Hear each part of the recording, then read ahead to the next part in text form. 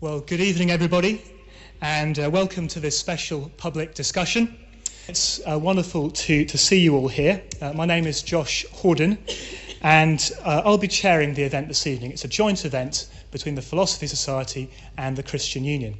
I'm a member of the Philosophy Society and of the Christian Union, so it's a great pleasure to be with you this evening. The title for this evening is The Resurrection of Jesus, Religious Invention or Historical Fact. And we're delighted to welcome our speakers, Gary Hhabbermas and Ken Humphreys. And I'll hand over now to Georgie Gardner, who is the president of the Philosophy Society, who will be introducing Gary Hhabbermas. Thank you. Good evening. Professor Gary Hhabbermas gained his PhD from Michigan State University. He's now a distinguished research professor at Liberty University and is a visiting professor at 15 different graduate schools and universities. He's published 32 books, half of which are on the resurrection. Gary Hhabbermas.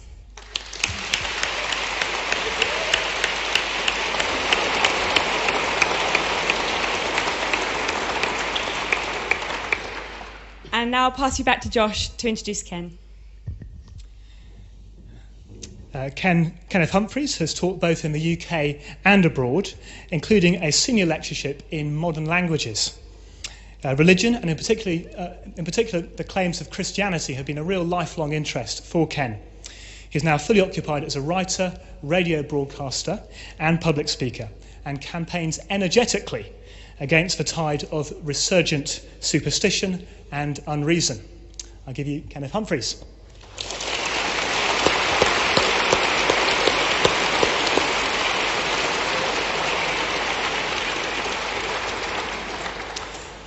With those introductions over, I'll now explain the format for this evening.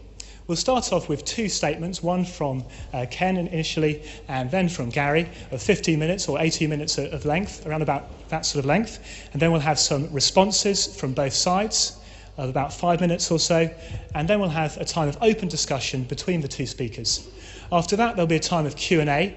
And for that time, all you need to do is raise up your hand, and I'll point to you, and the roving mic will reach you. Then just say the question nice and clearly, and then they'll respond. After that, we'll have some closing comments from the speakers, and then we'll finish. So, to begin our public discussion this evening, we have Ken Humphreys. Good evening.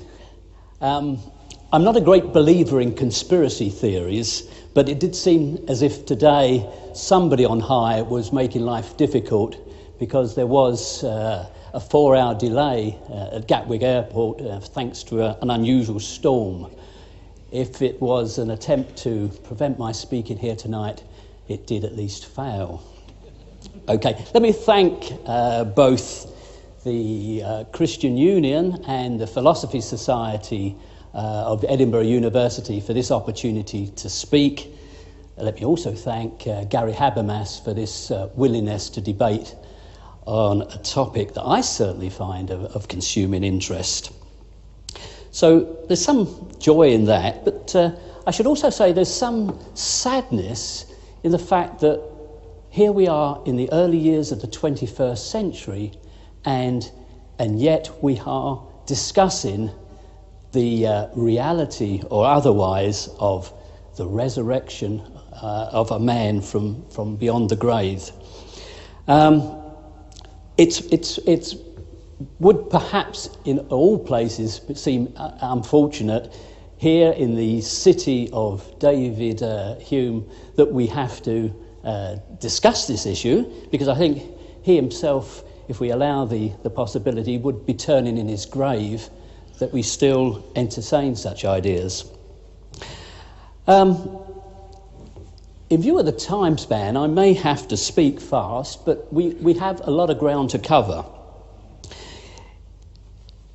The 19th century was notable for the progress of humanity in its understanding of the universe, and its successes, of course, led to the retreat of religion in many spheres, so that it was a reasonable expectation on the part of many thinkers in the early years of the 20th century that that by now, religion would have retreated into the shadows.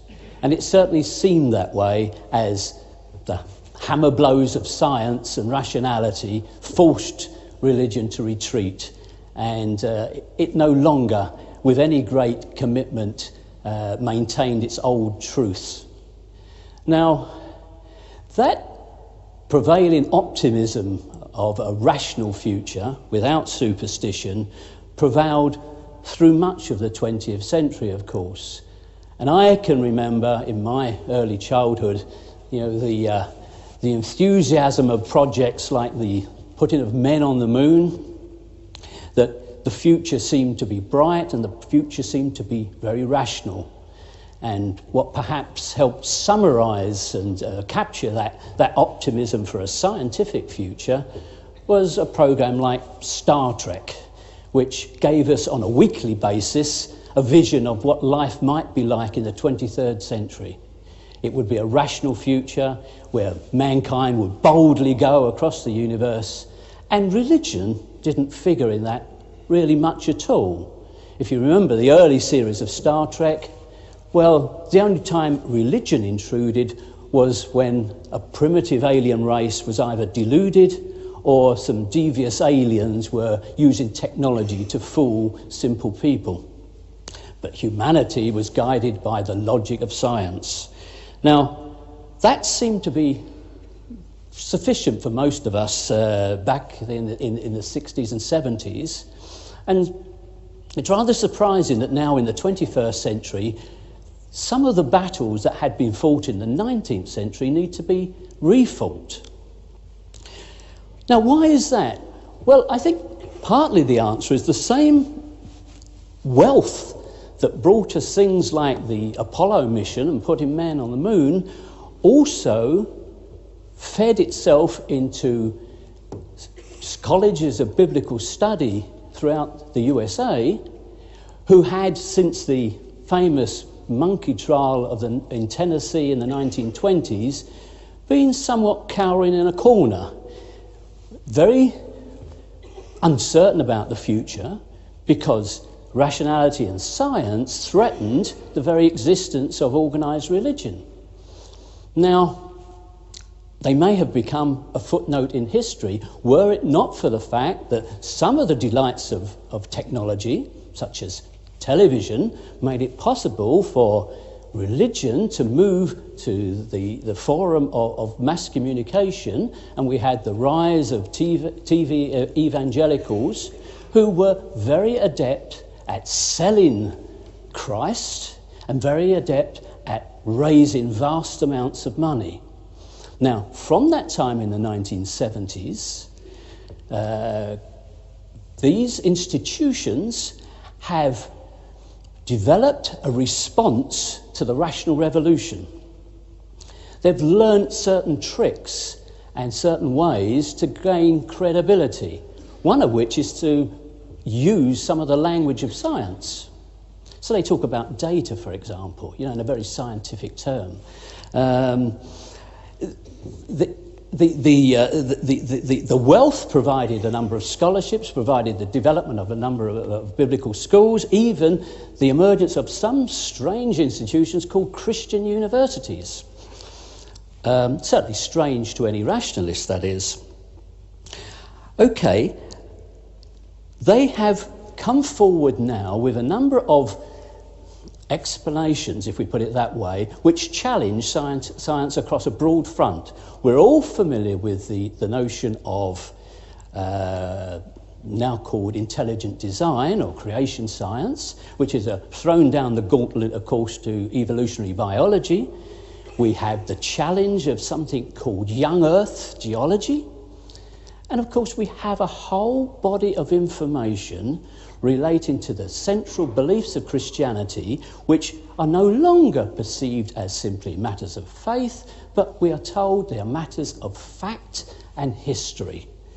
And the resurrection of Jesus is described now as one of the best attested facts in history, which to anyone of a rational disposition seems an extraordinary claim, that we might be able to maintain the resurrection of a person from death 2,000 years ago is better attested than, say, the Battle of Actium or Julius Caesar. But these claims are regularly made. Now, let me familiarise you, those of you who have never entered the twilight zone of Christian apologetics, just how this methodology works. And I'll briefly give you an introduction. It won't take more than about 3 minutes, which I think we just about have time for, but as it relates to a different resurrection, that is, of someone other than Jesus. Now, the person I'm going to take for this example is actually known to you all, and you immediately recognise the example. If we take the story of Snow White, you will know that she returned from death through the kiss of a prince. Now, many of you might think that that is a fairy story, but actually it's one of the best attested events in history. Now, how can we prove that point? Well, we have a number of first-hand witnesses to that event. For example, we have the handsome prince himself.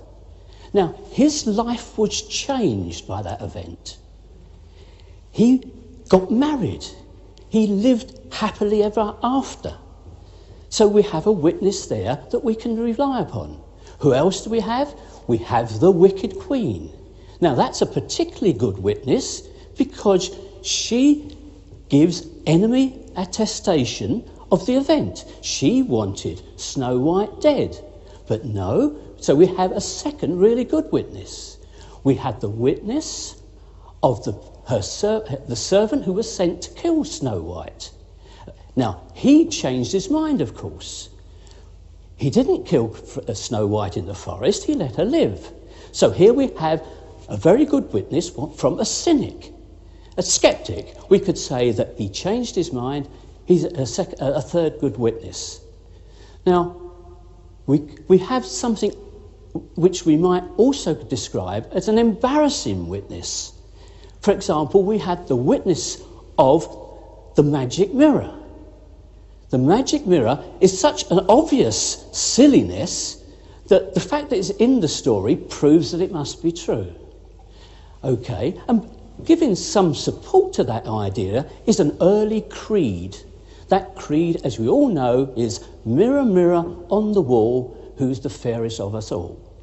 Now that shows that that story is actually can be traced back to prior evidence. The creed obviously preceded the story. So we have the evidence there of a creed. Who else do we have to bear out this story as history? Well, of course, we have the statements made by happy, grumpy, sleepy, sneezy, dopey, bashful, and Doc. We had 7 first-hand witnesses to the resurrection. In total, then, we have 11 witnesses, first-hand statements that this is actually history. Do we believe it? Of course we don't. It's a fairy story. I'm just playing with words. And Snow White and the 7 Dwarfs is a fairy story. And I'm sorry to tell some of you that Jesus Christ and the 12 disciples is a fairy story. And evidence for the resurrection is constructed in precisely the way I've outlined. Now, we might maintain, of course, it could all be true anyway, in which case it requires a miracle. Now, I'm not going to rule out a miracle a priori. After all, by its very definition, it's something so unusual we wouldn't know it, we wouldn't have evidence for it. At least, how would we prove that it had ever occurred? Okay, so my point would be that we have no evidence for the resurrection other than that which has been carefully constructed by people so motivated to maintain the truths of a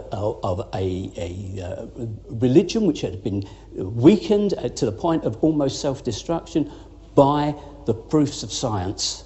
But nonetheless, you know, the industry which can present this story as fact has vast strength, vast resources, transmits its message across the world, holds forums explaining how it is all true, and I have to say, it is all bogus. Thank you.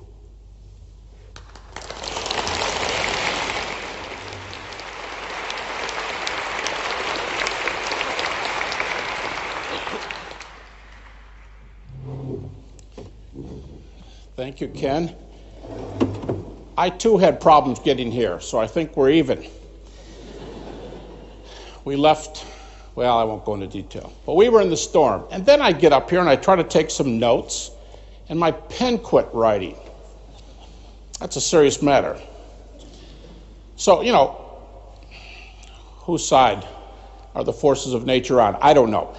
I would like to also begin by thanking the Christian Union and the Philosophical Society of Edinburgh University, and both Josh and Georgie. I appreciate this opportunity. Beautiful venue. Nice to be with you. Flew into town today. Have to leave tomorrow, but I'm very happy to be with you this evening. I'm defending the view that you just heard was a fairy tale, but that's okay. Ken's a good guy. We've talked on the phone. We had a little time before. I told him, I said, if we were neighbors, we would probably get together during a football game and we'd have a lot of chats. I think we should. I think this thing is wonderful, a discussion like this. Let me first begin by telling you some things I am not going to try to do. Or, so you're clear about my position, things I am not defending. Okay? First of all, I do not argue that Christianity is vindicated by faith and we should all believe. I am interested in data, historical data, to be exact, other kinds. Secondly, I will not argue tonight, the Bible tells me so. My beliefs about the Bible aside, I will not assume inspiration of the Bible, biblical reliability, or anything of the sort. I'm going to make an argument for the resurrection that borrows sources and data from critics, agnostics, atheists who are writing today. The biggest name scholars writing today of those mindsets, I'm going to use their data. At no point will I assume, I mean, of course I'm willing to talk about the Bible, and I assume Ken will too. But I think what I'm saying is, I'm referring to the Bible as an ancient document. The way you might ask a question about Shakespeare or Homer or somebody else, Suetonius, Tacitus, what do we know about data? Thirdly, I do not believe that things are true because scholars say so. I should say it this way. I don't think things are true just because scholars say so. But I think it's very, very important that we understand the scholarly lay of the land for this reason. Not because scholarship proves anything, but because if scholars from the left, right, and center agree on something, they probably agree for good reasons. There are probably reasons behind their agreement. But I don't think citing scholars solves the issue. I'm not going to argue tonight, it might surprise some of you. I'm not going to argue tonight that the resurrection is a miracle. I'm going to argue that the resurrection is an event that occurred in history. A man named Jesus of Nazareth died, and a man named Jesus of Nazareth was later seen. And that would constitute resurrection, to appear after a real death. So that's my argument. Because I'm giving deference to David Hume here, we're in his city, and he says a miracle is an act of God that breaks the laws of nature, and that's just part of a discussion I'm not going to be able to get into. Those are some thoughts up front. What I do want to say is, let me go back to this earlier topic. I want to argue that we have data for the resurrection, and I'm going to give an argument here in just a moment for the resurrection, and I'm going to limit my facts almost totally to folks with whom I have huge disagreements. I'm going to limit my survey to, as I said, atheist, agnostic, and skeptical New Testament scholars or theologians. Because once again, I'll repeat the principle. I'll go in reverse order. There's two principles here. The second one is, I build a lot on where scholarship is. Not because that in itself proves anything, but because I think scholarship is there for a reason. And when believers and unbelievers agree about something, it's usually because there are reasons. It's usually because there are data. Okay, so if you ask a Christian, if you said, here's the New Testament, and you want to talk about this man Jesus? And the Christian says, yes. And he said, but the man's in the book. Yep. I don't believe the book, so I don't believe the man. That's a thoughtful objection. And I'm going to take about that same approach tonight because as I said, I'm not going to assume either inspiration or reliability.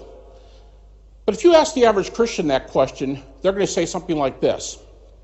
Well, if we want to talk about the resurrection of Jesus, we need to take a look at the Gospels of Mark in normal order. Mark, Matthew, Luke, and John.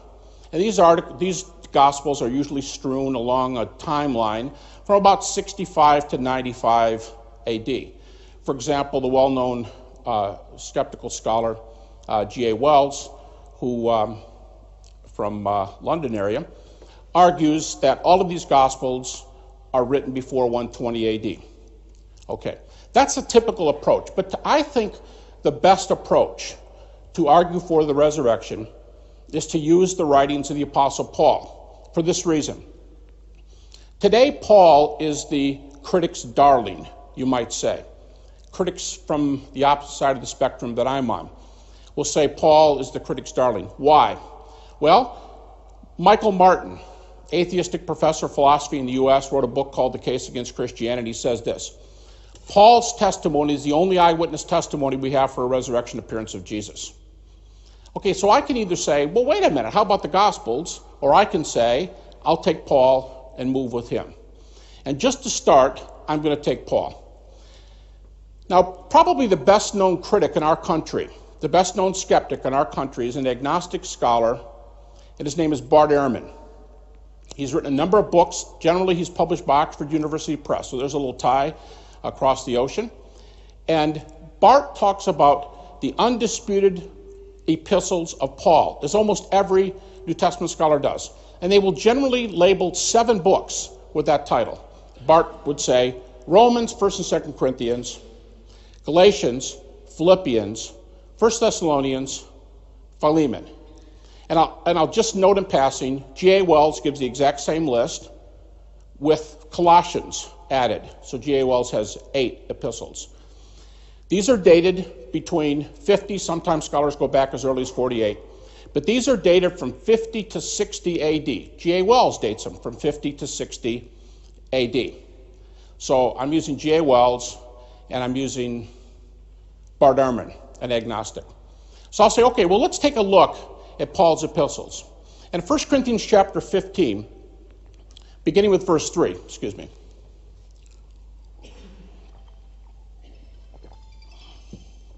Paul says this.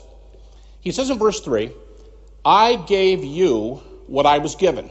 And he's using technical words for passing on tradition.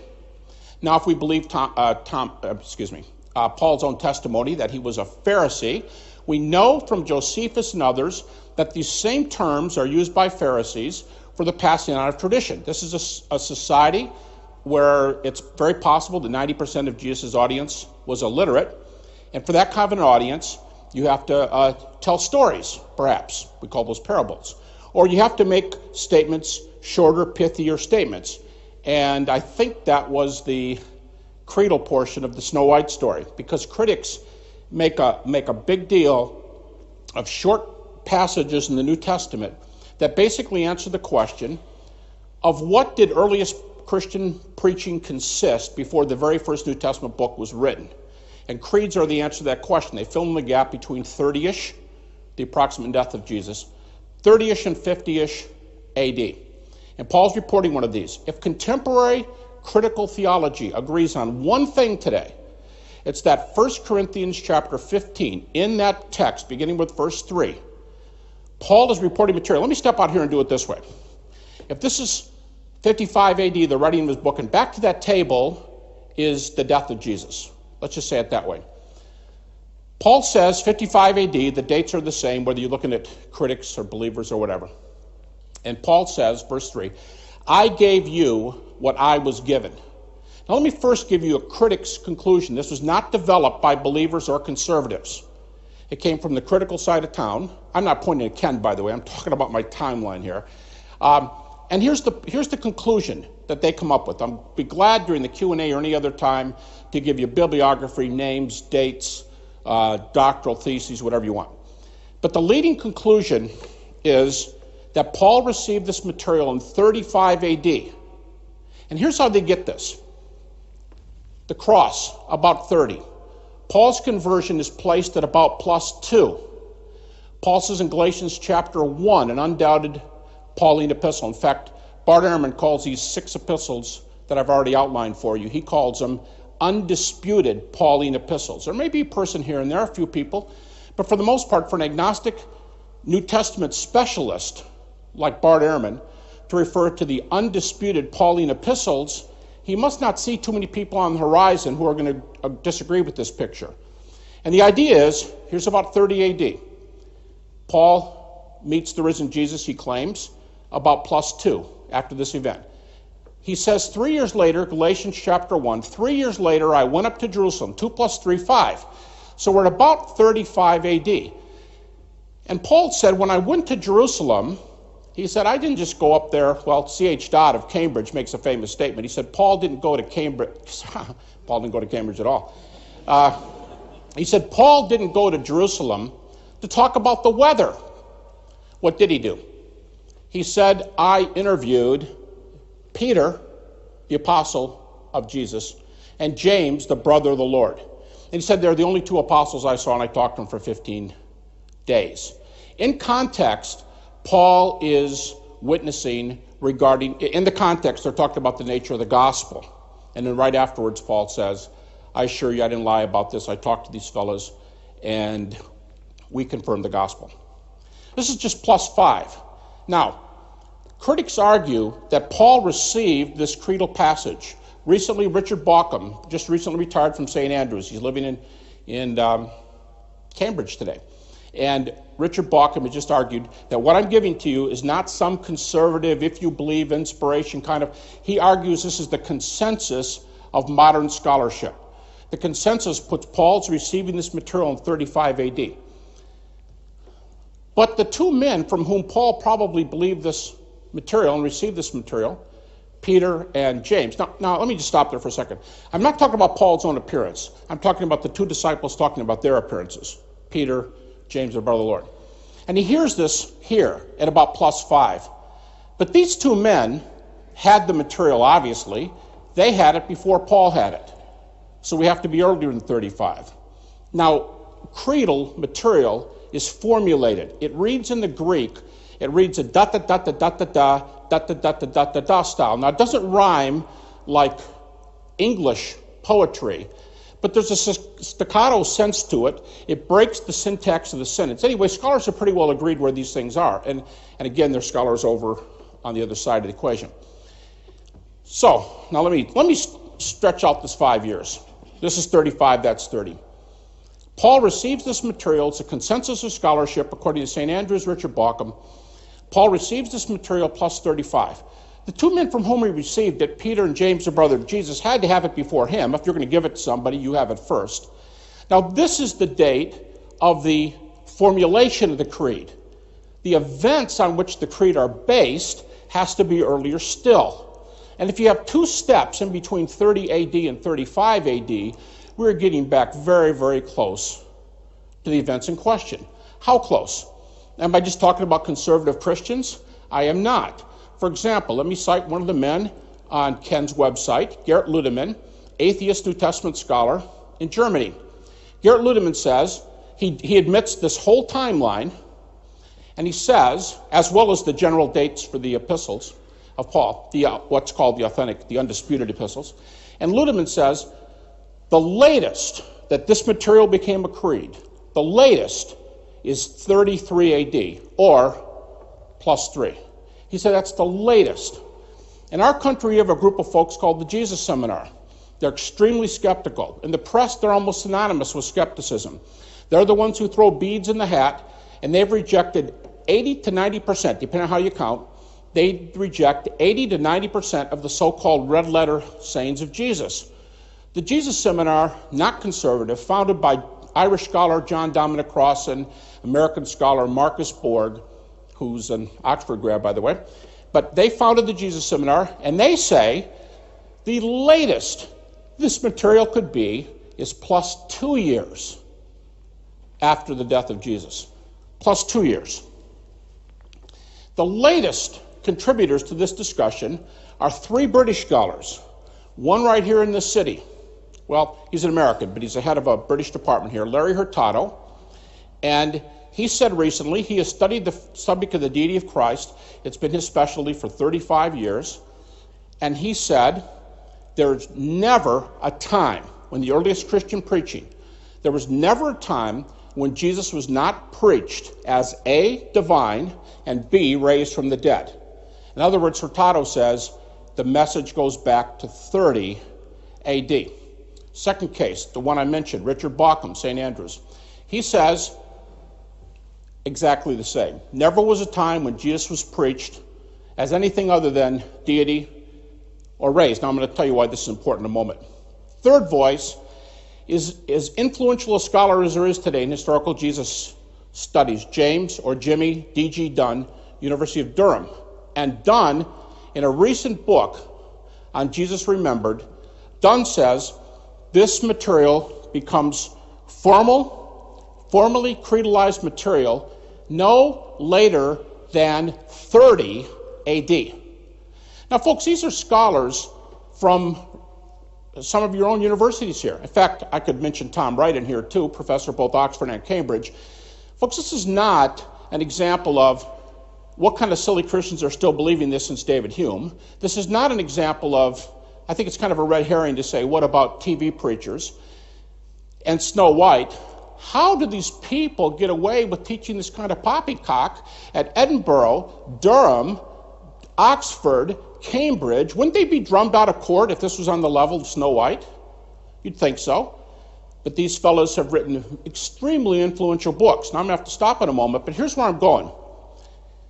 If Jesus dies here, and there never was a time when he was preached as anything other than deity, dead, and buried, what Christianity calls the gospel. If there never was a time, what that means is we don't wait decades and have somebody say, oh, look, Virgo, that must be the virgin birth, which was recently proclaimed. Or go a few more decades and say, hey, I think this guy must be God. I don't want to be second best to the other religions around here, Isis and Osiris and others. Let's say he's God. Yeah, I'll say he's God. If you say he's God, yeah, from now on he's God. Oh, hey, what happens to gods? They're raised from the dead. So another 100 years later, we say he's raised from the dead. That's not the way it went. When you're doing historiography, the key to historiography, there's a bunch of rules. And actually, Ken did a good job mentioning some of the rules. Embarrassing testimony. This is just the way the New Testament scholars do it. It's the way historians write the past. And give you examples if you want. But the two most important things in historiography are the two E's, early and eyewitness.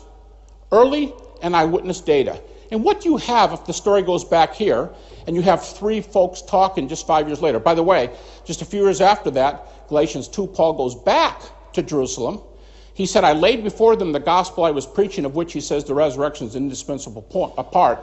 Peter's there, James, the brother of Jesus, is there, now John's there. This is the big 4. They're the most influential believers in the early church. Paul said, I set my gospel before them, and they added nothing to me. You know what that shows? It means Paul didn't make it up. It means it didn't come decades later because they're all agreeing. That's what that means. So on historical principles alone, that on the left wants to say, hey, these are the rules of engagement. They've set the rules in this because they came up with this. What we have is a report that is early. How in the ancient world, where the first biography of Alexander is plus 400 years after Alexander the Great, we have a report from 30 AD. And we have 4 major eyewitnesses. Folks, I'm just saying, this is only beginning tonight, but I think we're well on the basis of saying this is more than Snow White or Christian happenstance.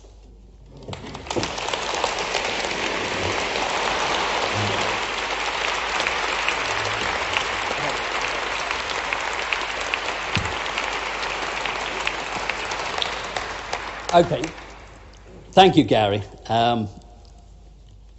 Gary has tipped the bucket open now, and we can look at some substantial points here.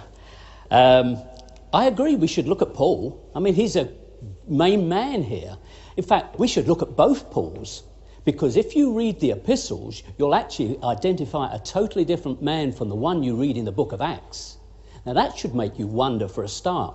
Why is the man who writes these epistles, why is he this bombastic bully, whereas the man you find written up in the book of Acts is this team player who's on side with the other disciples? He's taken, he's delivered, he's brought here, he's brought there. That is not the Paul that lays down the law in his epistles.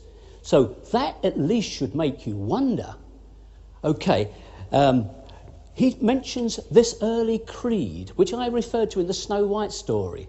Now, yeah, I agree it is a creed. And the way you can identify it's a creed, if you take the verses before and after, you realise they run onto each other. The creed is there, and it wasn't part of the original. Now let me give you an alternative to this idea, as Gary goes with his timeline back to the beginning. You know, there is an alternative, that creed was not there at the beginning, it was inserted afterwards. And he mentions Gert Ludemann as agreeing with it. Well, I'll give him a scholar. Robert Price does not. Okay, we can all quote scholars. Robert Price says that's an interpolation inserted in the 2nd century. And that's more likely, and I'll tell you why that's more likely. Compare the possibilities. Would people who witness an extraordinary event called the resurrection rush off and write down a creed? Would they really do that? First he was seen of Cephas, and then he was seen of the disciples, etc., etc. Would they really do that? Where do we get creeds from? Do you think of the Nicene Creed, the Apostles' Creed, various other creeds of the church? Where do they originate? Do they start with those? No, they are the resolution of church conflict. They come out of the struggle of different contended factions of Christianity to agree what they were going to believe.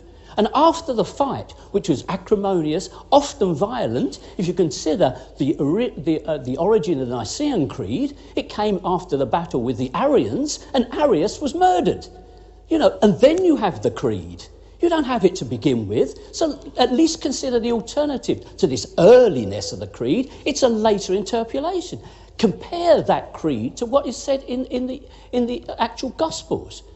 First he was seen of Cephas. What was he? What does the book of John say? I thought that was Mary Magdalene. You know, if you compare the creed to the Gospel story, it doesn't link at all. Let's take one other very crucial line that perhaps Gary can illuminate. Paul, in his creed, says Jesus was seen above 500 of the brethren. Where does it come from? Certainly not found in the Gospels. Isn't it curious that Matthew, Mark, Luke and John don't refer to 500 witnesses of the resurrection? I wonder if Gary can provide an explanation for that, because I can. It's found in the Buddhist texts. There's an explanation for you. Gary, I think, will be hard-pressed to find an explanation for it. Let's take another matter relating to Paul. Notice how it slipped into the dialogue, the authentic epistles of Paul. Now, I would suggest that if you actually start any study of the epistles, you will realise that from the word go, many of them are fake. The debate among scholars is just how many of them are fake. Everyone seems to agree that Hebrews was not really written by Paul, but were any of the others? Were the prison epistles? You know, were the pastoral epistles? Weren't they written by the church to try and establish the power of the bishops later in the 2nd century? That whole genre of Pauline literature was fabricated, and okay, it is more difficult with some core epistles to identify quite when they originated and quite by whom they were written, but clearly there are several writers involved in the so-called Pauline epistles. So there's many gaps in Gary's story there. He uses, as I've noticed, the word data, really relating to supposed events. I would say if you try and build up a timeline, which part of the story do you begin with assuming is correct? Because you can build a timeline so long as you assume, for example, I'm sure Gary will assume, well, Jesus was crucified and there was an empty tomb. Let's assume that bit, then let's try and work out the rest. But why should we make that assumption? Should we not actually find evidence of everything? You know, if we are to believe that this is truth and not a fairy tale, should it not all be substantiated? So I put it to you, there are so many areas of concern and doubt in the story. This cleverly wrapping it up with so multiple witnesses is all a fraud. It's all a fraud. And we can go on to look at these many witnesses, which I'm sure Gary will want to cite, and actually look what they say. And when you look at what they say, it really doesn't substantiate the claims made for them. So I repeat, we are dealing with a fairy story.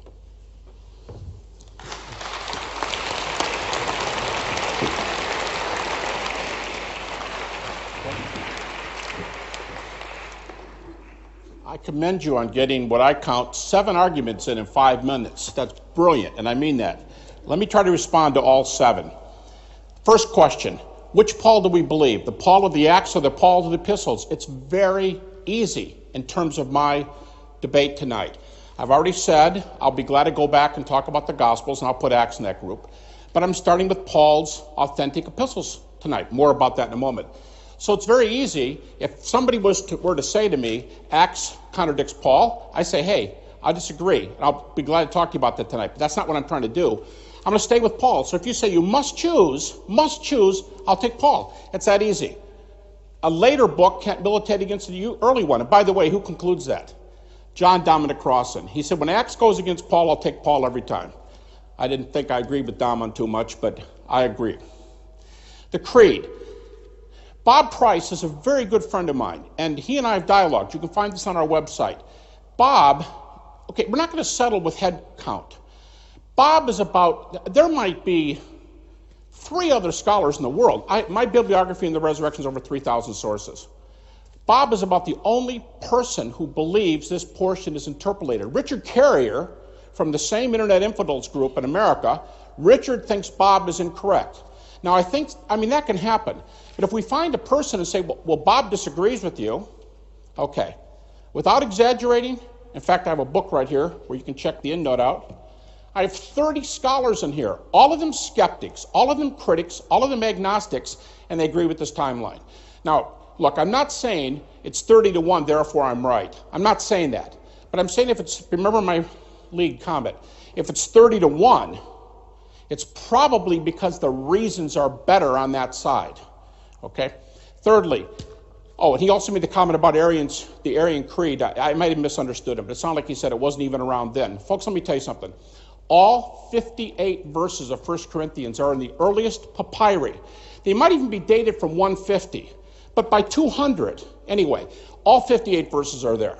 So it's nothing that took, like Arians would be 4th century. It's there. Mary Magdalene or Peter. Sure, Paul starts out with Peter. And so does Luke, by the way, as far as the men are concerned. Now, I admit, the women, appearances to the women predate the men. We can discuss this. But in the early church, sorry ladies, they generally did not let women testify in a court of law. They did, but not usually. Now, I think that's wrong, and we probably all think it's wrong. But that, according to most scholars, is why Paul did not start. It's not Paul anyway, it's a pre-Pauline creed. But that's why they did not start with the women. Because if you're going to put your best foot forward, put Peter out there. And the very first appearance to the men, we're told by both Paul and Luke, is to Peter. 500 witnesses at one time. Thank you. 500 witnesses at one time. This is like the Acts objection. He says, well, tell me where this thing fits in the Gospels. On the methodology I'm doing tonight, it's irrelevant. Now, I'll tell you where Gospel scholars put it. I'll just go ahead and put that in there, but this isn't the point I'm trying to make. Gospel scholars will often try to say the most likely place for the appearance of the 500 in the gospel narrative is the appearance in the mountain in Galilee. If 5,000 could be out there for the feeding of the 5,000 or the Sermon on the Mount, certainly 500 could be out there. I'm just telling you what the commentaries say. But once again, the reason I'm not trying to put Paul into the Gospels is because the way I set this argument out, I'm only using Paul. So to say, why can't we find this in the Gospels is a red herring to me. I want to talk about Paul. 7 epistles. He said, well, look, there's some epistles that almost everybody, at least critical scholars, think Paul didn't write. And he's correct. There's 13 epistles. Hebrews is not one of them, but there's 13 epistles that bear Paul's name. I already said G.A. Wells. The list that most scholars will give you is about 7. G.A. Wells throws Colossians in there. But watch, if there's epistles that we don't use, guess what? We just won't use them. It's not an issue. Let's talk about the 7 or 8 authentic epistles. Because if he says, I won't agree with you on the pastorals, the example he used, I'd say, let's set the pastorals aside for tonight. Let's talk about only 2. I only use 2 texts.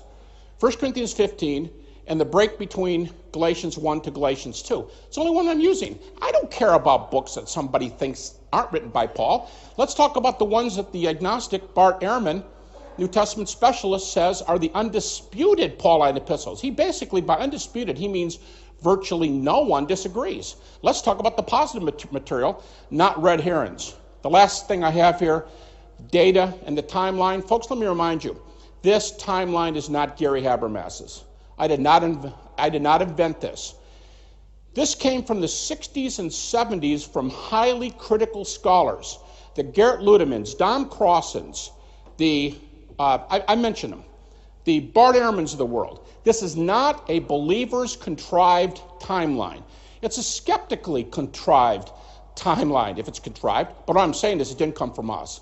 So critical scholars do it. I think it's fair if we use data that we share for good reasons.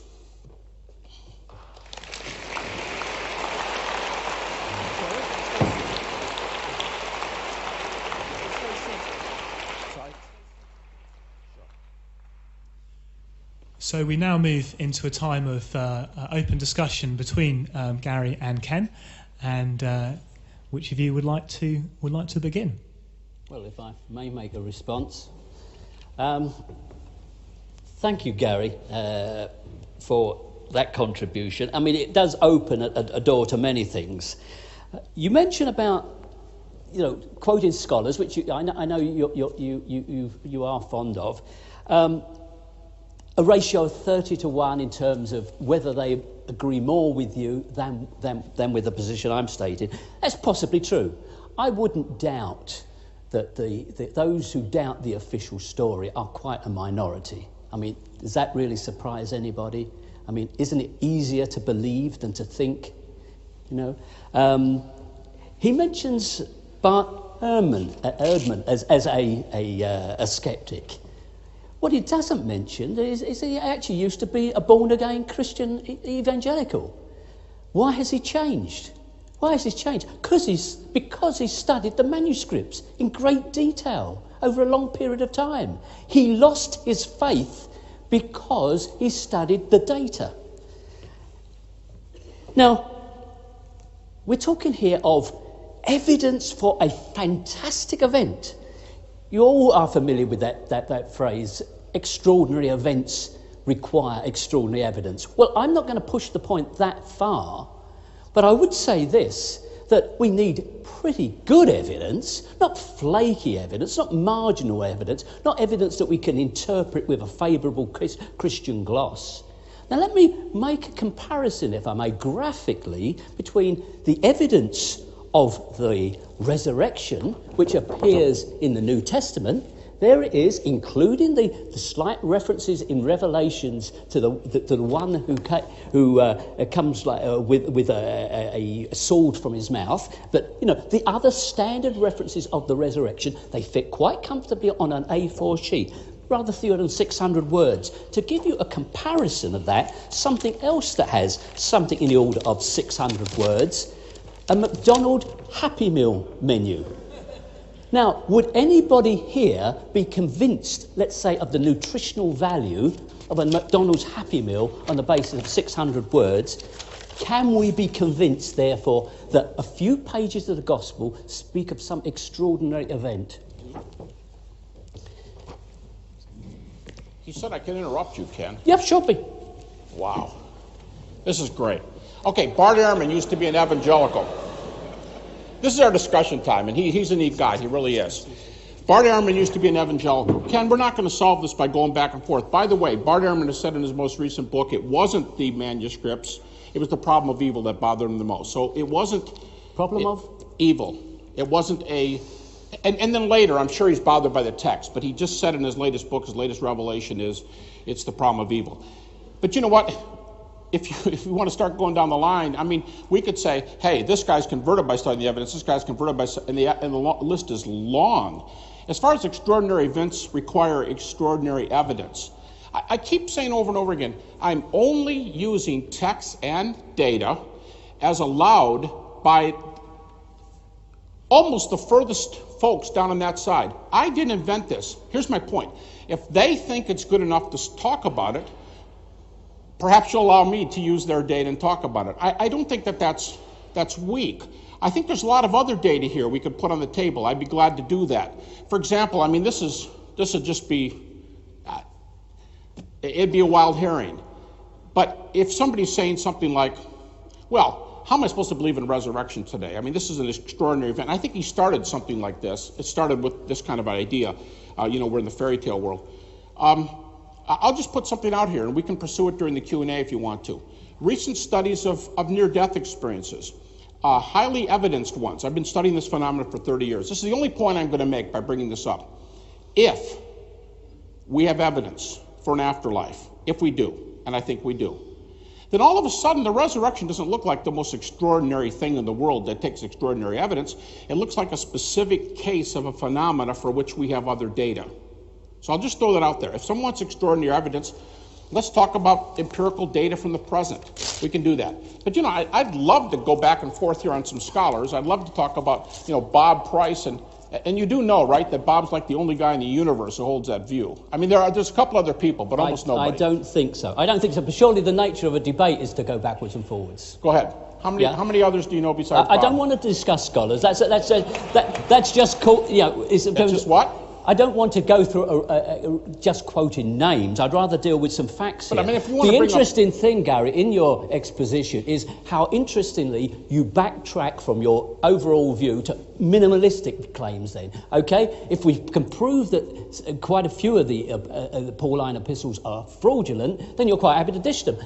Make do with the ones you've got left. Well, is this a scientific method? I mean, what sort of method it is? This is the sort of thing that I began by saying. Christian apologetics is simply the determination to defend ancient truths at all costs. And so you will bring forward... But atheism is not that. You will bring forward any and every Humanism is nothing use like you that, can is it? to defend an indefensible position. That should...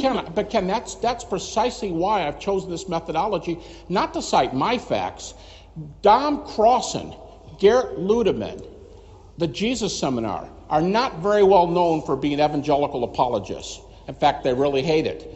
And I'm using their data, and I'm saying, what's the best argument for this?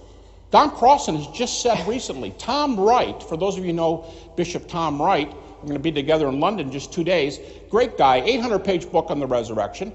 He argues the evidence. Guess what? He's debated Dom Crossan 3 times.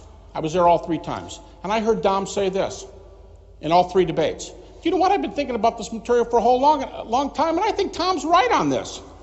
What? Now, I want to make it clear. Dom does not believe in the resurrection. But he thinks Tom's argument is right on.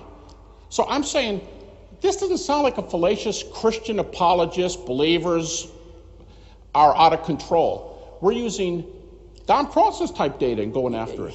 They're your friends. Gary, surely the point here is if we are rational, we will be led by the evidence. That's we right. will not put the horse behind the cart and say, this is the truth that we want to establish. We know the truth. It comes to us by faith. Therefore, what facts can we purport to prove this truth? Now, that is not a scientific method. That is simply apologetics. I don't argue that way. In fact, what you may not know about me is I spent 10 years as a skeptic, and you ready? I used to debate Christians, and I used to tell them they were crazy. And I either became a Buddhist or I was very close to be. I don't know why, but I was somewhere else down the religious trail. I came back to this not because I'm exercising faith and I'm just, looking for facts to back up my faith. I said, what do I do with this data? And frankly, this is just my personal testimony. It doesn't mean a lot, but I mean, it was the resurrection that jerked me back from this kind of stuff. Not, okay, here comes my faith, please let me find some data. It was the other way around. Well, that is what you say, but I am losing track of the number of Christian apologists who claim to have been hard-headed atheists. You know, it's now par for the course. Well, I have to say, I have never been a Christian. I have always been a hard-headed atheist, and I have never seen anything that would come close to making me think, hey, the resurrection looks like a real event. You know what? You need to come over to my house in the States. We'll talk over soccer, and we'll be working on that. I'll happily do that. But I think if we are attempting to prove a historical truth, we can't begin with the conclusion and say, how can we come out with that result? What's the conclusion? Well, your conclusion is the resurrection is an historical fact, whatever. No, I'm saying if you go back to 35... Do you entertain the possibility then it may not be true? Absolutely. You do? Absolutely. Okay, well, there is sir. hope then. There is hope. Yes, sir. I absolutely maintain it. And I will absolutely give it up. Hear me? I will absolutely give it up if the data are not there. Well, tell me which of your defences of the resurrection then really convinces you. Never mind all this special pleading. Which of these? Which of all of them really convince you? Let's take one practice. Let me give you, for example. In many of your books, in fact all of them probably, you make this claim that the disciples suffered unto death for their beliefs. No, I don't say they suffered unto death. I said they were willing to suffer. You know why the reason why I do that, Ken? Well, it's safer. It's safer because the evidence doesn't support it. That's exactly. Right. Not the safer one, the evidence one. I don't say that. And just today at Oxford University, I said to the students, don't say that all the disciples died for their faith. We don't have early data for that. And I went through it. The reason I don't say it is not because it's safer. I say it because we don't have data. But the 4 people who are there in Jerusalem, we do have first century data for 3 of the 4. Peter, Paul, and James, the brother of Jesus. Only John, we do not have first centuries. But I don't go around saying we can prove the other disciples. There's about 7 of them, Eusebius, I think. I don't cite Eusebius. He's too late. He fails my own rules. Yes, okay. Do you want to quote the Epistle of Clement? I'd love to. What do you want to know about it? Well, okay, because that is one of your standard defences, that even Peter and Paul died. That's correct. Yeah? What's wrong with Clement? Yeah. Well, shall we actually quote the words? Does he actually say which version? They were martyred? He both said yes. No, he does not. Wait a minute. He does not. Well, it depends on which. Here we go. It depends on which there's 2 translations of Clement. One is very, very clear. They suffered martyrdom. The weaker of the 2, it says, the weaker of the 2, the strong one specifically says they testified to Jesus Christ and went to their graves as martyrs believing. The stronger one. Even the weakest translation says something like this. It says, Paul and Peter went to their reward believing. They died. He says they died. That's the weaker. Okay. I mean, I think that's closer to the words I close. have. Okay. Which says nothing. It says nothing. They did their work for Christ, as it would be, and then they died. Maybe they were with their Lord in heaven. For their faith. No evidence that they were ever martyrs. No. Okay, here's where we can argue about it all night. But the scholar's interpretation of 1 Corinthians 5, Clement 5, not the 1 Corinthians of Paul, but Clement 5, is that Clement is talking about martyrdom. I'll even say, I'll bet you'll find that if you go back to the research. But of the stronger statement, it's clearly true. And now James, the brother of Jesus. And can we declare what the original meaning of the word martyr was? What do you mean, can we declare The word martyr actually means witness.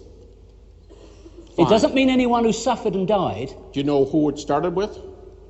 Well, I'm sure you will tell us.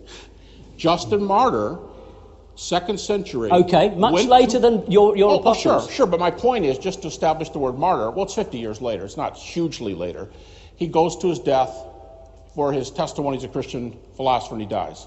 He dies for that. By the way, the other one is James, and it's reported by Josephus, the stoning of James, the fourth Well, we can one. come back to that one, but I'd like to stick with this point about what Christians understand by the idea of persecution and what Christians understand by the idea of martyrdom. Because it's quite clear that early Christians certainly thought any form of treatment that didn't accord with their wishes was some form of persecution. That if their family were critical of their Christian faith, they were being persecuted. And their martyrdom was actually to witness to the faith that they had. It had nothing to do with suffering unto death or a willingness to suffer unto death. And we really don't have, as you say, most of the so-called 12 apostles. We could argue about the four that we do have. Okay, Paul gives a list of things he suffered. Remember, shipwrecked 3 times, beaten 40 minus 1. Actually, beaten 40 minus 1 3 times. He's stoned and left for dead outside. Paul lists these things he went through, and then tradition tells us he was finally beheaded during the reign of Nero in the early 60s. No evidence. Okay, but all I'm saying is, I think that's a fair definition of persecution. Being stoned and left for dead, whipped 3 times, 40 minus 1 lashes. I think those are fair definitions. I think he's justified in saying it was persecuted. How would that be so if we're dealing with a religious tract that has no basis in fact? How do we know that What's the religious tract? How do we know that what Paul wrote was actually truthful? Who else validates the claims of Paul? Unlike Jesus Christ, which you can claim is referred to here and there, nobody else refers to Paul. He doesn't appear in any secular history at all. He does appear in one secular source, and he does appear in 5 Christian sources that can be considered early. Now, if Christians are prejudiced because they mention Paul, then atheists are prejudiced for confirming atheism. I mean, it's not like atheists are automatically valueless and Christians have all kinds of values. Both sides have access to grind. Both sides have access to grind. I don't think anyone makes themselves rich by being an atheist. But plenty of people make themselves rich by being Christians. But what does that have to do with who's It means they have a vested interest in maintaining untruths in a way that an unbeliever does not. But you don't have an axe to grind. You just come at this totally neutrally, and you don't have any beliefs. You bring nothing to the data. Ken, I'm not being nasty, but a cure for that is a course in philosophy. I, like anybody else, including yourself, Gary, have subjective views on things. Sure do, and so do I. But what is the more extraordinary claim, then? That God exists and raises people from the dead, or in the absence of any evidence to that effect, that it is not true? Well, Ken, it's certainly not in the absence of evidence, but you say, which is more extraordinary? See, your comment betrays the same kind of angle, the prejudice that we all have. It betrays the same thing. When you say, what in the world could make you believe in God or resurrection or afterlife or something like that, that's a complicated thesis that we're unwarranted in conceding only from a naturalistic viewpoint.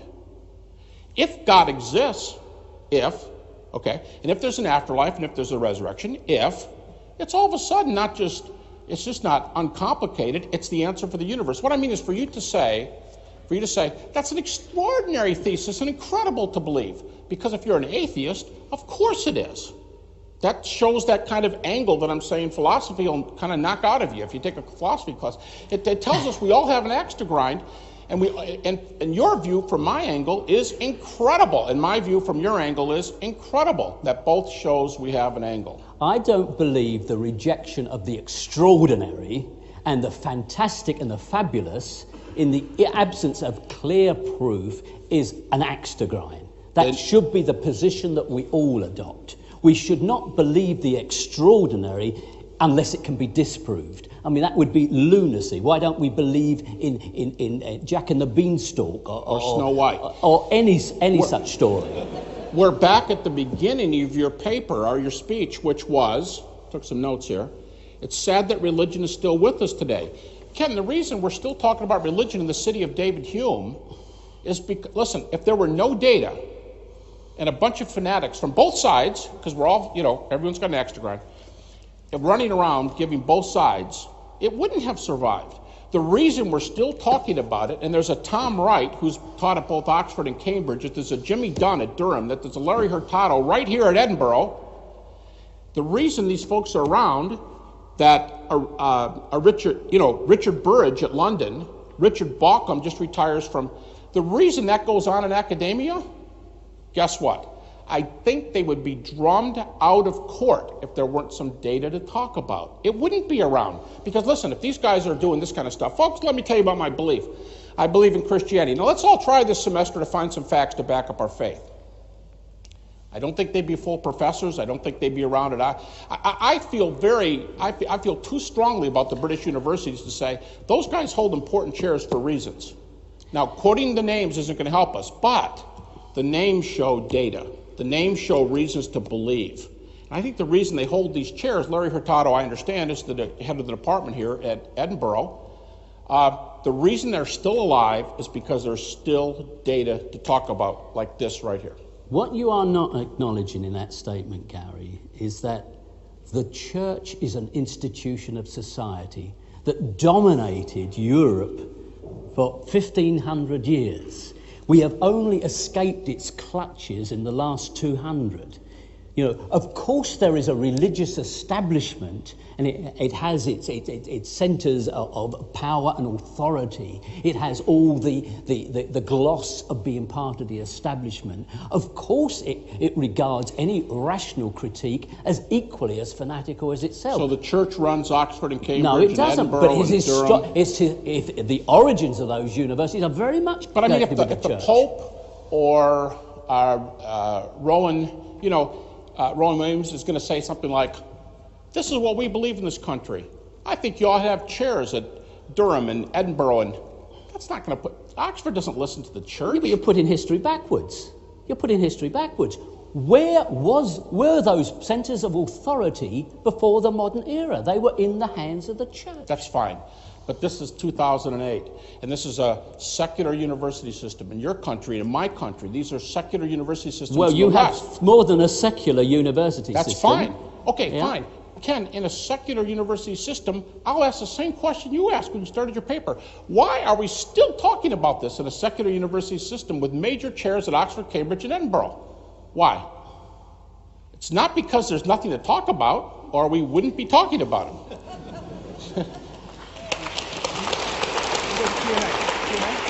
As you wish. There's more to be said there, but we'll turn now to some Q&A. And if you'd like to raise your hands, the stewards with the roving mics will come to you. Okay, seeing quite a few questions around. Gentleman in the middle there. Yep, that's you. Okay, try and get the... No, sorry, behind you there. Yes, yourself, that's it. Okay.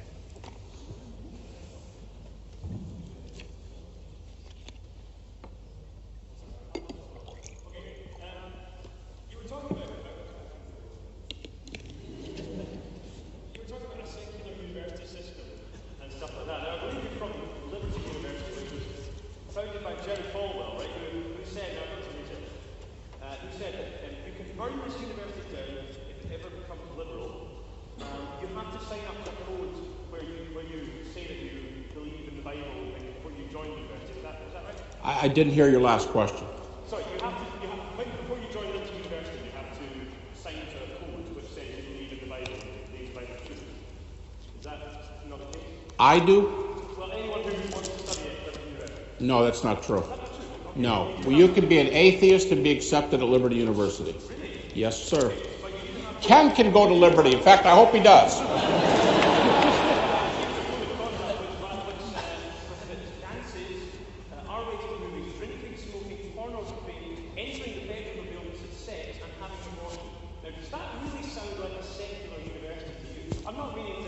No, I understand.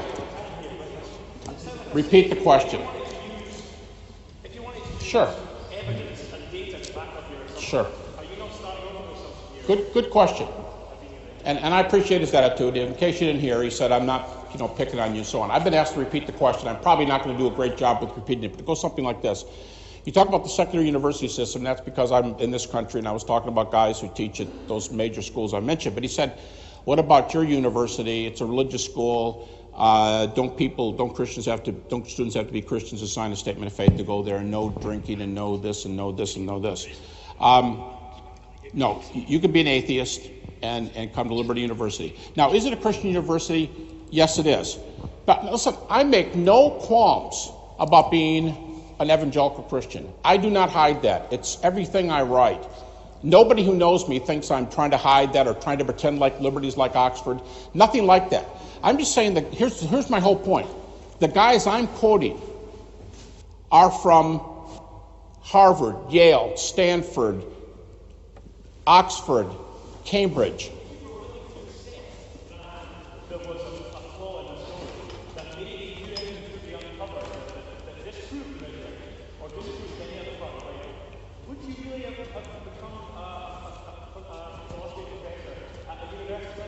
Would I still be there?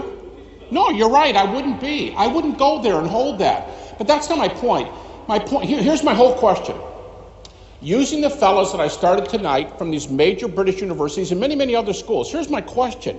Can I, as a Christian, okay, if you say, well, listen, tell me the truth. What do you think about the Bible? You're asking, and if you ask me this, I'll say, hey, listen, I think the Bible is the Word of God. I think it's a trustworthy book. I would tell you that, but that's not the way I started.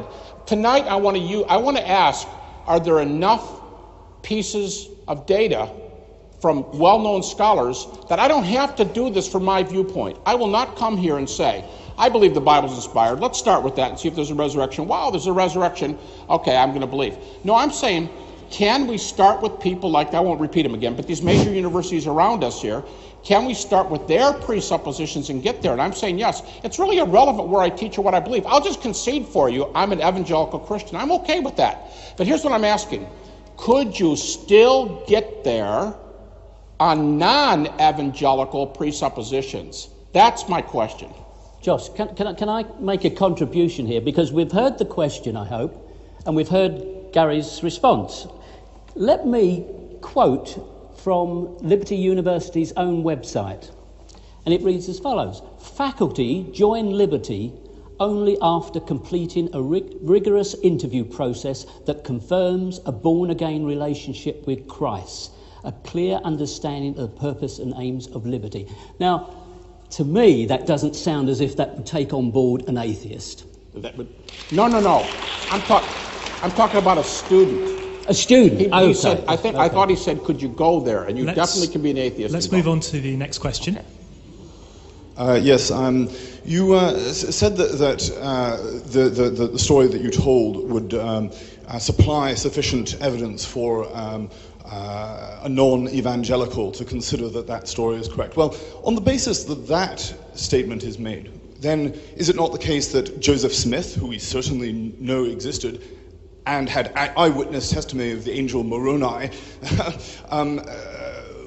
his testimony, which is much more recent and followed by millions of Americans as well, or whatever else, who are often very intelligent people, why should we believe a possibly conjectural figure from 2,000 years ago and not believe Joseph Smith or the Prophet Muhammad, or actually, for that matter, one of perhaps 20 million Americans who have been abducted by aliens? I mean, particularly given the fact that the Gospels do not agree with each other in almost any major respect as far as when or even where or by whom or by how many people this individual was seen. I mean, Matthew 27:53 tells us that the graves opened after an earthquake as Jesus died, and 3 days later, dozens or a large quantity of the Jewish saints were resurrected as well, walked up into the city of Jerusalem, and were seen by many people. Now, if we throw that out, as evidence. It's funny how we never hear Christians talking about that. You would have thought that would be a spectacular piece of evidence for the divinity of Christ. But that is very, very much under the carpet. If we throw that out, what on earth warrant could we have to suppose that, let's say he did exist, right? This guy... Thank you. I think we've got the gist of the question. Well, fine. Okay. So, I didn't hear it. How did he even recognize it was Jesus? He'd never Why met don't him you just before. repeat it, that I won't have to repeat the first part of the question was about the existence of the Mormon Church. Why should this audience believe you, Gary, over Joseph Smith and his account of faith? And the second part of the question was about Matthew 27:53, to do with the breaking of the tombs. I understand it in Matthew 27. Why don't Christians use that evidence more? Why don't we use it more? Okay. Two questions. Mormonism, Matthew 27.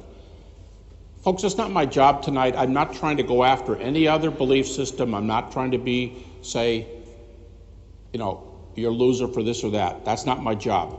But if I were to investigate the Mormon claim and say, isn't this the same sort of claim? You have eyewitnesses, they were early. I guess that's where you're going. They're early eyewitnesses and so on. One major problem with this is that there are witnesses who were supposed to have seen the plates and so on, and virtually every single one of them whose name is not Smith left or got kicked out of the church. Now, if you tried to import that into the New Testament, you'd say, well, we have these 12 guys, but Peter got kicked out for this, so-and-so walked out. What I'm saying is, it's a different situation. I'm just saying it's not analogous, okay? It's not analogous on the grounds of data. As far as Matthew 27, I have a really easy response, and it goes like this. I'm not trying to defend everything in the Bible tonight. I want to talk about this, and if you said to me, I'm not saying you're saying this, but if you said, I don't like Matthew 27, and I said, man, it's part of it. And you go, well, I don't like it. And you go, fine. But I'm discussing this. Let's just make it this way. I could say to you, you're right. Have it your way on Matthew 27. Okay.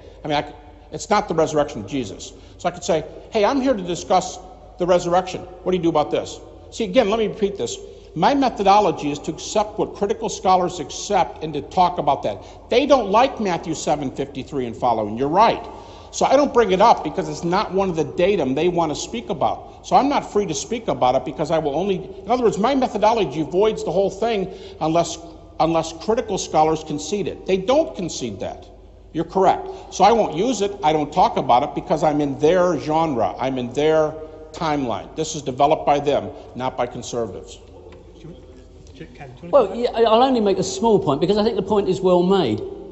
If the basis of Gary's claims for the resurrection of truer Christianity, or that particular the mainstream Christianity, it should surely be true of the Mormon Church. I mean, in a sense, we have no doubt that the Smith family existed. There's no ambiguity there. So, yeah, why believe one or the other? But, of course, really, in our heart of hearts, we know they're both fraudulent.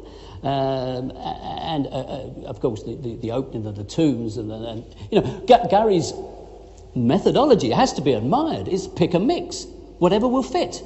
If that one won't work, let's get the next one. It's admirable approach. It's sort of like any contingency will do. Doesn't convince me. Let's go on to the next question, please. Okay, let's have this lady at the front here, please.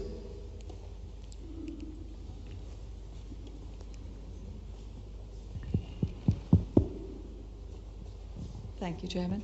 Well, of course, we're talking about everything because it's so obscure. The Bible is so obscure. But we're really going on about source criticism tonight. And I wanted to ask you really about what's Paul's angle, and put it to you like this. Say you have a Jewish group who have created a religion, their own God, and it's one God, and it's only one God. Don't you need then to do something about the rest of the world? How are you going to bring them into the story? And wouldn't you need to create an alternate angle for them to pursue, like the Noahide? Wouldn't you need to create something? Wouldn't Paul actually have needed to create a new religion? The sidekick for Judaism would be Christianity. Wouldn't Saul have been dubious? Wouldn't he have a vested interest in creating something to bring us all into the belief in this one God, a Jewish God?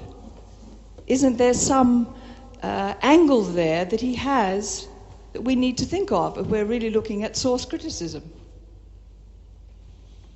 Okay, I'm using, this whole thesis assumes source criticism, so I'm using source criticism, and that source criticism is a generic title under which there are several kinds of criticism, and that's the sort I'm using here. As far as why wouldn't Paul want to do something like this? From every source we know, whether it's Acts or Paul's own epistles, these genuine epistles, Philippians chapter 1, Galatians chapter 1, Paul, 1 Corinthians 15, Paul says, I persecuted the church when he was Saul. Let's put it this way, there's not a speck of evidence that implies or says or indicates, not a speck of first century data that says that Paul was tired, wanted to give up, wanted to switch sides, wanted to universalize Judaism. I think that would be a very foreign set of ideas to New Testament scholarship. I mean critical New Testament scholarship. I don't see Paul wanting to do anything. He wanted to wipe the sect out. He said, I thought I was doing God a favor by taking men, women, and children and imprisoning or killing them. If we accept Acts as historical, he sits at the feet of the man Stephen while he's stoned. I don't see any evidence to believe that Paul wants to start a religion. Now, see, here's one of the things I would say. Why do we need to give a bunch of evidences for this, but we can have a theory like maybe Paul went off the deep end, or maybe Paul wanted to spread a universal religion, but no evidence for it. There's no evidence that Paul wanted to move in a different direction. But sometimes we feel that if we give the opposite side, we can speak without evidence. Sometimes we can just postulate. My other reason for that, number one, no evidence. Paul says he did the opposite. Second, on this timeline, that was one of the main things I was referring to. This wasn't Paul's idea. Paul got it from somebody else. Paul gets it from Peter, James, John. Now Paul also saw Jesus, if you believe the New Testament accounts. But what I'm saying is, the whole point of this was, it wasn't Paul's idea.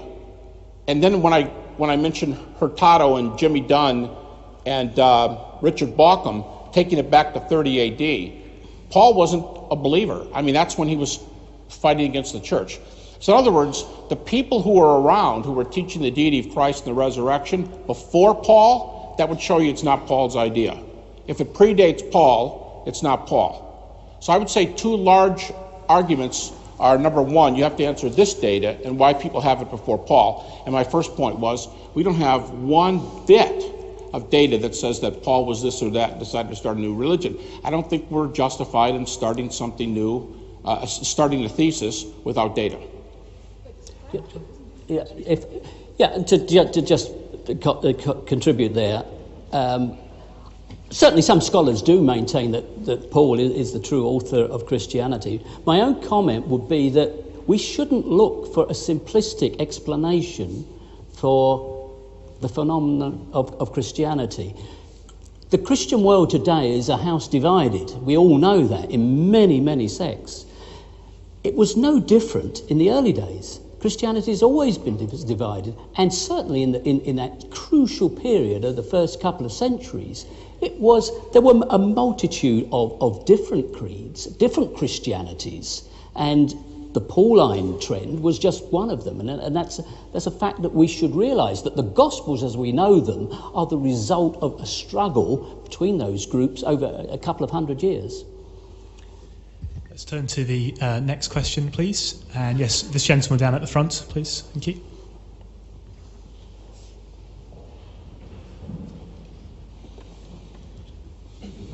Thank you. This is a question for Mr. Humphreys primarily, and it's just a question of motive, really. I was wondering what it is about the person of Jesus that you think persuaded so many thousands of Jews who had clung to their beliefs religiously, if you excuse the pun, for several centuries in the face of considerable persecution from most of the empires going.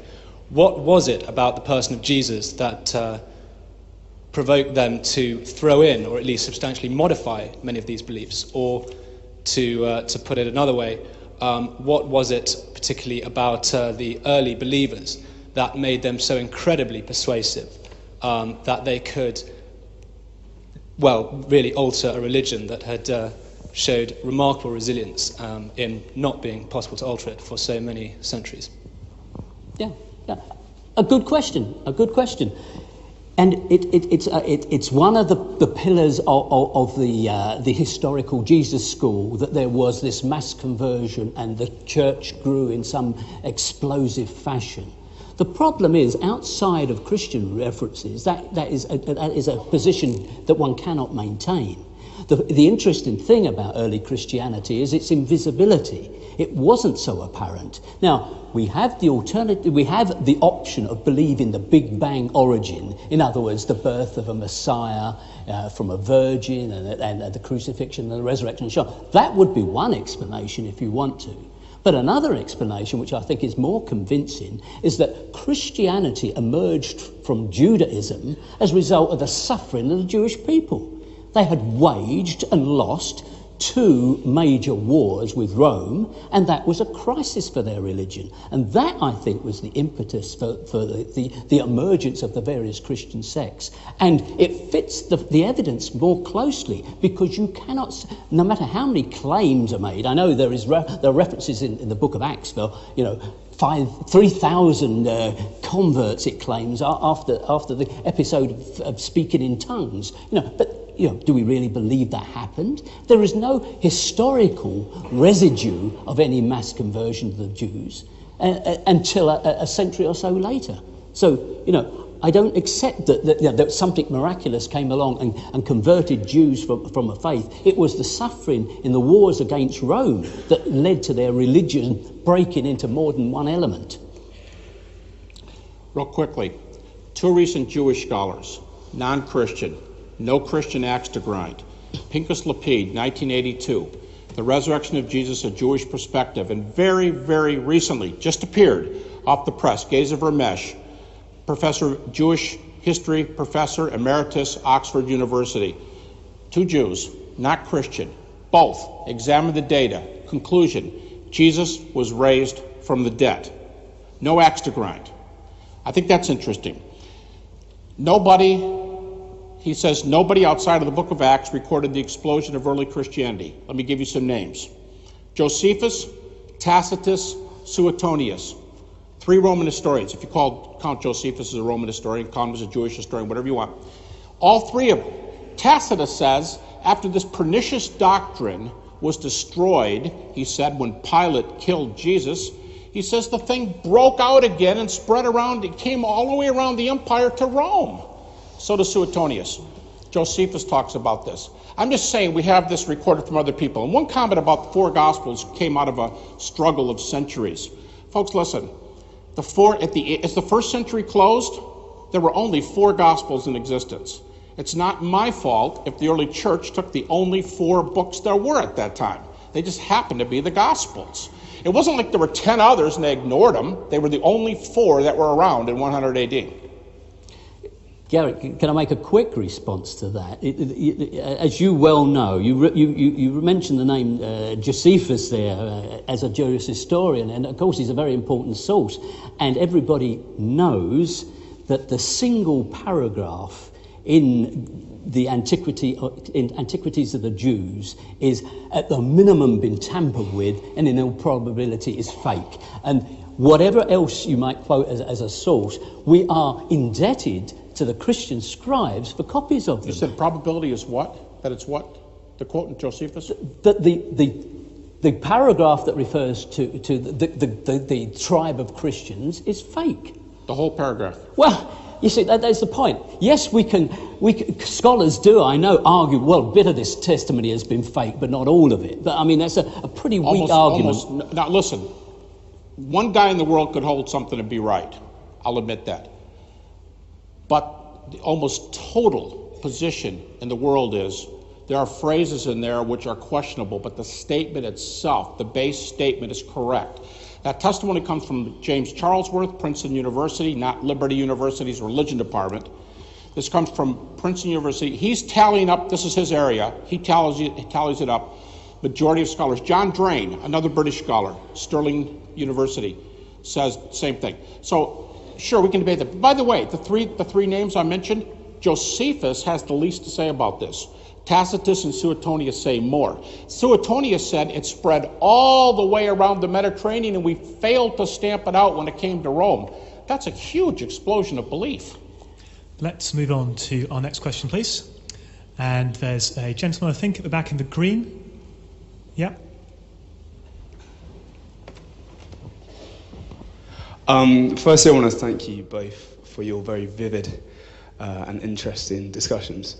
Like you said, Gary, there are an incredible amount of presuppositions that you both bring, and one of yours seems to be that good historiography means a watertight argument. And Ken, yours seems to be something along the lines that there's this Kantianesque rational man that needs defending from some big bad wolf, or something. But what my question really is just to take it away slightly from where you've been, is so what? I mean, if I was to believe either of your arguments, what's that got to do with anything? And we can see with the plurality of questions, there's an awful lot of claims to be said even on one issue.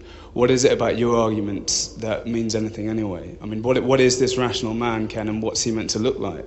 And Gary, so what if your historiography is correct? What's that got to do with anything?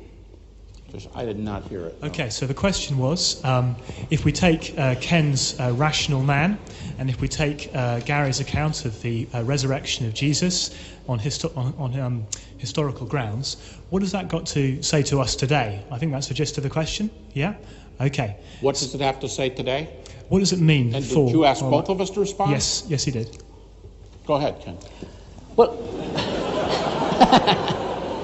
What would you say? If I understand the question correctly, which and I did have difficulty hearing it, I'd say rational man has given us the modern world. Rational man makes it possible to us to be here and speak these words tonight. Christianity had its best shot for 15 centuries. And what did it give us? What did it give us? Wars, suffering, inhumanity, you know. Sorry? That's God. Has that stopped? Well, I doubt it. No, it hasn't. But, you know, the progress that humanity has made is thanks to rational man. Irrational man gave us nothing. And here I was ready to say something nice about preaching and whatnot. I have to say something. Take all the Christian atrocities you want to and dump them together. And I'm going to admit, Christians fail. Christians can be jerks. Christians can ignore Jesus and they should have followed him, they didn't. And if they were more ethical, they would have done this and that. I admit that. But I will say this, and that I just saw the statistic the other day, over 120 million deaths in the 20th century alone by atheistic regimes. Over 120. That doesn't solve anything. I'm just saying you can't say, because Christians do these dastardly things, hey, let's look over the fence. Let's say what's going on over here. Okay, but the question itself, great question. I would love to chat about, I mean, I'd like to spend the rest of my career talking about so what. I'd like to spend the rest of my career saying, what's the resurrection mean? I'm down here in this end of things because you can see tonight there's a lot of healthy questioning about it, and this is where I do my work. I think the resurrection speaks about a lot of things today. Let me just say one thing. In 1 Thessalonians, Paul, one of those authentic epistles, Paul says Christians grieve when they lose a loved one. He says they grieve, but not as those without hope. If the resurrection occurred, if. And that says something about an afterlife. If that or anything says something about an afterlife. I think grieving with hope is a tremendous difference in progress over grieving without hope. Now, Ken, I'm sure is going to say, well, doesn't this all depend on whether the resurrection occurred or not? And if that's where he would go, that's what I would say if I were down there, and that's correct. But I think there's some good reasons for it, and so I would say, yeah, I think at the end of the day, it makes... Paul says, for example, if Christ has not been raised from the dead, we don't have any ethics. Christians don't... You cannot base an objective ethical system on atheism. You can have an ethical system, but you can't have an objective... Do we want to live with illusions just because they make us feel good? Well, right, but here's what we're debating tonight. Is it an illusion? That's and again, that is why what, do we that is still what we're debate debating. this in our universities? Let's have one final question, please, and we will have. Let's have the gentleman at the back there. There we go. Yes, in the blue top. Yeah, that's you. Yeah. Thank you both very much. It's been very, very interesting. Professor, I really felt the need to pick up on something you said just there. I was going to ask a different question, but now you've given me what I think is a more interesting one to ask. I mean, you just said 120 million people were killed in atheist regimes in the 20th century. You've used the word atheist there, but I think what you mean is communist. Now, communism is only one atheist doctrine. It's not even the most popular one. In fact, my understanding is that there was significant collaboration by religious believers with communist regimes, and communism to me is no more rational, and I think what Kenneth has been defending tonight is rationalism above all. Communism to me is no more rational than any form of theism. I just wondered if you had any comment on that. I'm sorry. The question was, communism is no more rational than any form of theism, and that essentially that communism wasn't necessarily an atheistic belief. It was actually supported by Christians, according to the questioner. It was what? Supported by Christians, or those of those holding some sort of Christian conviction. Okay, and what are you asking me? This is an argument that is used very regularly. As soon as the atrocities of religions are raised by the secular and what I would call the rational side, religious believers naturally fire backwards, but communism ... And I say, absolutely, communism by me was atrocious. I've never agreed with it. I've disagreed with communism for longer than I've disagreed with religion. Thank you. Okay. He said that essentially that communism, as you've painted it, that's not a correct picture of communism. It's not? It's not a correct picture of communism, I think. Well, I mean, I don't have a lot to say. I think what you'd do is we'd have to sit down. I'm not a scholar in this area, but I think you'd have to put the different claims of the different regimes. All of them, as I understand them, are not communist. But that's, I think you have to sit them down here and say, okay, if we want to evaluate this, we're going to say, here's the atrocities Christians committed, how many numbers, here's non-Christian. I think you're just going to have to sit down and count. I don't have any idea how you're going to get Christians and communism together, at least not as Christians are the ones that go to jail under this system, so I have a hard problem. I don't know how we're going to solve this, but I think we would just sit down and talk about stats. All I was doing was saying, if we make a response to Christians who, we should say atheists who. And listen, I'm willing to concede the following. All of us, let's put it this way, none of us lives up to his or her philosophy. We all fail. I'm just saying there's name calling and rock throwing on both sides of the fence. That's basically where I was going. And Christians admit this, by the way. It's called sin. And Christians just say, you got us. We failed. I mean, if that's your point, fine. But I think we could sit down and talk about how much chaos. I think that'd be another interesting question. Outside of that, I don't have much response.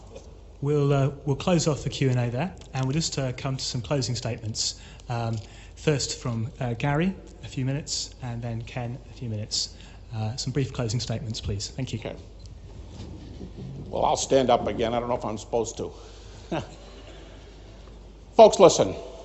I've already admitted from one of the questions earlier, I am a Christian. I make no qualms about it. I have many publications that say that. That's not my point. My point is this. Can I start with historical presuppositions by those who do not hold my view?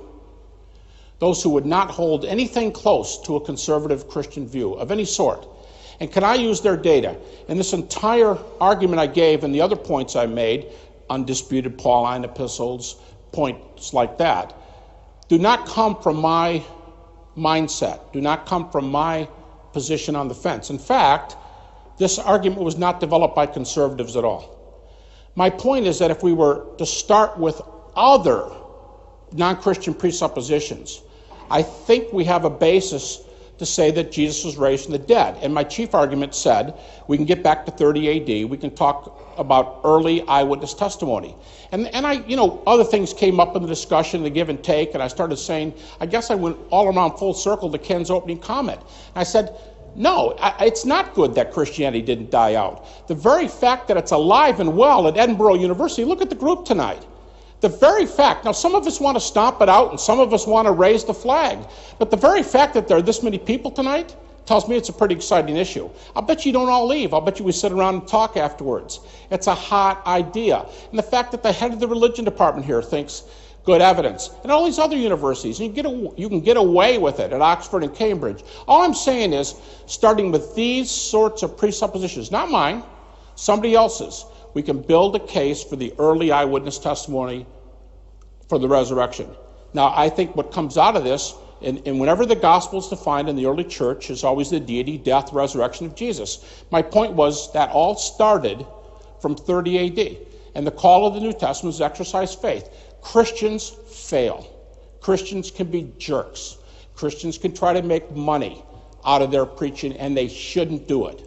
I'm just saying there is a better form of Christianity that we all fail as Christians, if you take that name. We all fail to live up to it, but we still hold Jesus Christ up there, and I still have, I hope, a high view of each one of you.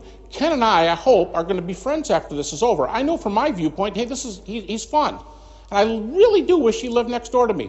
That's what discussion is about. That's what's fun about this, and the fact that it's still alive and well tonight is because there's something to say besides, if all I said was, I've got faith. Any questions? If that's all I said tonight, you'd all have rushed out the door and say, what a lousy evening. It's because there's some data we can debate. I think that's exciting. I think that's an exciting basis to talk about, and I'll just say in closing, something exciting to, there are implications for our life. There are implications in ethics. There are implications for end of life, for suffering, as I said a moment ago. I think it's important, but it's not outdated.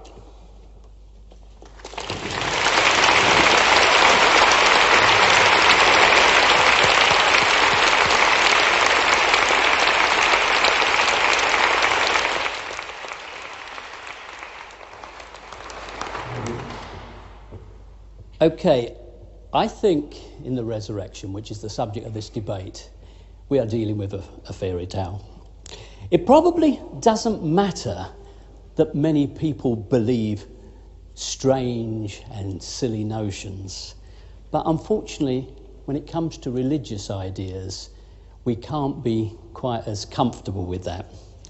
There is a part of this planet called the Holy Land, and it is perhaps the most violent and dangerous place on the planet. I think the dangers of irrational belief always lurk. And after all, if its claim is that believing in a few questionable ideas gives you hope, then let's also remember Christianity at its heart has decided that we are all sinners that, are unworthy of God's divine purpose. It has a very pessimistic view. It applauds our servile behaviour in front of this supposed God. It asks us to denigrate ourselves in order to be humble enough to be worthy of him. So I think religion has, and Christianity in particular, has some worrying aspects. And if that danger that lurks in a particular form of evangelical Christianity ever got its way, we would very rapidly move back to a novel version of the Dark Age. Welfare and the social programs would be handled by the church. Biblical law would replace civil law. I mean, there are tremendous dangers there. So, although it would be nice if whether there was erection could be maintained as simply an academic belief, academic discussion that Gary and I could have fireside chats about, there is a very real danger there, and that's why we have to take a more positive stance in resisting these silly notions. Thank you.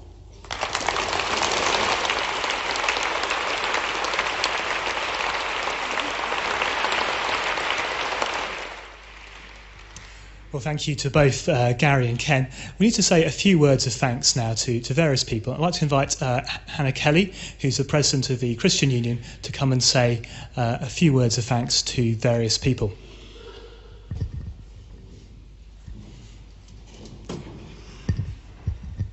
Thank you, Josh. On behalf of the Christian Union of Edinburgh University, I would like to extend a heartfelt thanks to the Philosophy Society for working with us in facilitating this discussion. It's really good to be able to consider and think together about these issues. So thank you, Georgie, and thank you to the Philosophy Society for working together with this, and we look forward to conversing more in the future. Clearly, an event of this size would not be possible without the help of our lovely stewards and door staff, so I'd like to thank them for all their help in ensuring our safety this evening. I'd also like to thank Harrison Gilmore and his publicity team for advertising and promoting this event, and all those involved in flyering during the week. Having said all this, it's fairly clear that an event of this size would not be possible without the initiative and work and commitment of one truly remarkable individual. And as such, I'd love to extend our huge appreciation to Josh Horden here for all your work and planning that you've put into this event. Josh, you've just been fantastic to work with, and your dedication to public discussion is really inspirational. So I just love for us to extend our appreciation to Josh.